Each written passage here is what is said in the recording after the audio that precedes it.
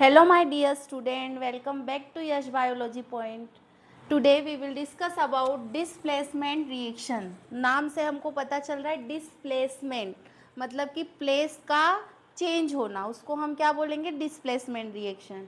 तो इसकी डेफिनेशन क्या हो जाएगी कि यहाँ पर इसकी डेफिनेशन हम क्या लिखेंगे, more reactive element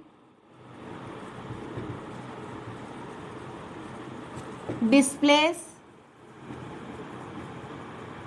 less reactive element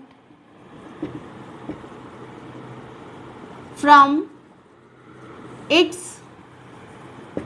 salt solution.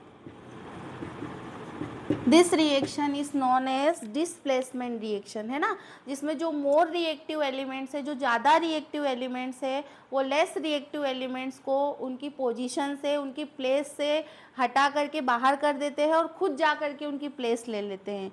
इस टाइप की रिएक्शन को हम क्या बोलेंगे, डिस्प्लेसमेंट रिएक्शन, मतलब कि प्लेस का चेंज होना. ठीक है, अभी हम कैसे जानेंगे कि कौन सा जो एलिमेंट है वो मोर रिएक्टिव है या लेस रिएक्टिव है. तो इसके लिए चैप्टर 3 मेटल्स और नॉन मेटल्स में आपकी केमिस्ट्री की बुक में, मतलब केमिस्ट्री वाले पार्ट में चैप्टर 3 में रिएक्टिविटी सीरीज दी हुई है ना, रिएक्टिविटी सीरीज.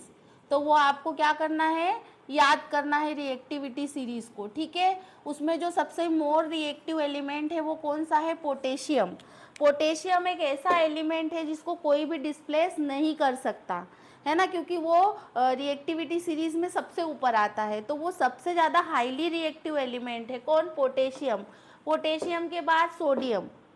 अगर सोडियम को कोई डिस्प्लेस कर सकता है तो वो सिर्फ पोटेशियम है ना. मतलब सोडियम के नीचे आने वाले जितने भी एलिमेंट है ना, सोडियम सबको डिस्प्लेस कर सकता है, बट सोडियम को केवल कौन डिस्प्लेस कर सकता है, पोटेशियम, क्योंकि potassium is highly reactive element than sodium. फिर सोडियम के बाद है कैल्शियम. कैल्शियम के बाद है मैग्नीशियम. मतलब कैल्शियम जो है वो मैग्नीशियम को डिस्प्लेस कर सकता है, बट मैग्नीशियम कैल्शियम को नहीं कर सकता. इसका मतलब समझ में आया कि रिएक्टिविटी सीरीज में जो फर्स्ट एलिमेंट है वो सबसे ज़्यादा हाईली रिएक्टिव है ना. तो potassium, sodium, calcium, magnesium, aluminium, ये सब हाईली रिएक्टिव एलिमेंट है. जिंक, आयरन, लेड, हाइड्रोजन और कॉपर, और ये सब क्या है, मॉडरेट रिएक्टिव एलिमेंट है. क्यों है मॉडरेट, क्योंकि ये रिएक्टिविटी सीरीज में जो है वो बीच में आते हैं. और जो सबसे लेस रिएक्टिव एलिमेंट है वो है यहाँ पर मर्क्यूरी, सिल्वर और गोल्ड. ठीक है, गोल्ड एक ऐसा एलिमेंट है जो सबसे ज़्यादा लेस रिएक्टिव है.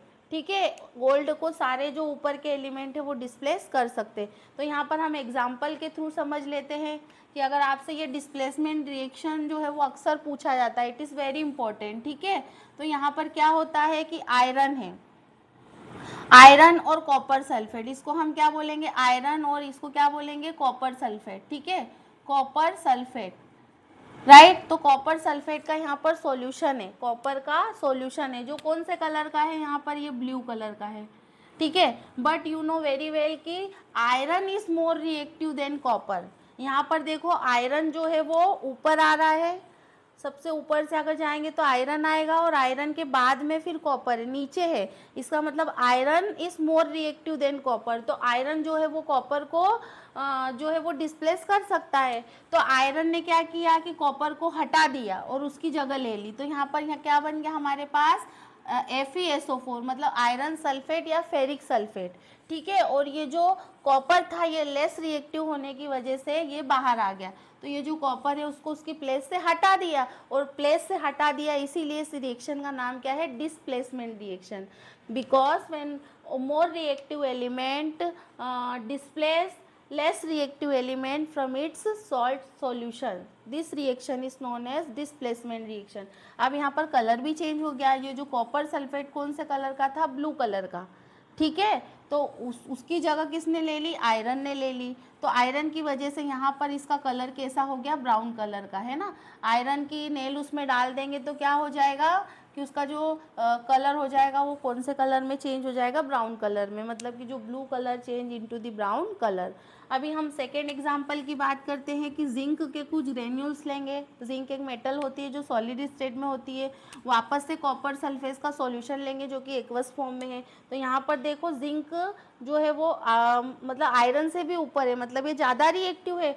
तो जिंक क्या करेगी, कॉपर सल्फेट में से कॉपर को हटा करके बाहर फेंक देगी और उसकी जगह जा करके ले लेगी, क्योंकि zinc is more reactive than copper, है ना। तो यहाँ पर क्या हो जाएगा, जिंक सल्फेट बन जाएगा। क्या बनेगा यहाँ पर, जिंक सल्फेट। और यहाँ पर जो कॉपर है वो क्या हो जाएगा, अलग हो जाएगा। तो ये रिएक्शन भी क्या है, डिस्प्लेसमेंट रिएक्शन। डिस्प्लेसमेंट का मतलब होता है प्लेस का चेंज होना। बट डिस्प्लेसमेंट रिएक्शन पढ़ने से पहले आपको ये रिएक्टिविटी सीरीज ध्यान रखना बहुत ज़रूरी है, क्योंकि आपको कैसे पता चलेगा कि कौन सी जो मेटल है वो ज़्यादा रिएक्टिव है या कम रिएक्टिव है। उसके लिए आपको रिएक्टिविटी सीरीज लर्न करने पड़ेगी। ओके, सो आपको चैप्टर 3 में रिएक्टिविटी सीरीज दी हुई है, आपको अच्छे से लर्न करना है। And this 2 example is very important. तो अगर आप लोगों को मेरी वीडियो अच्छी लगी हो तो लाइक शेयर एंड सब्सक्राइब जरूर करें। Thank you.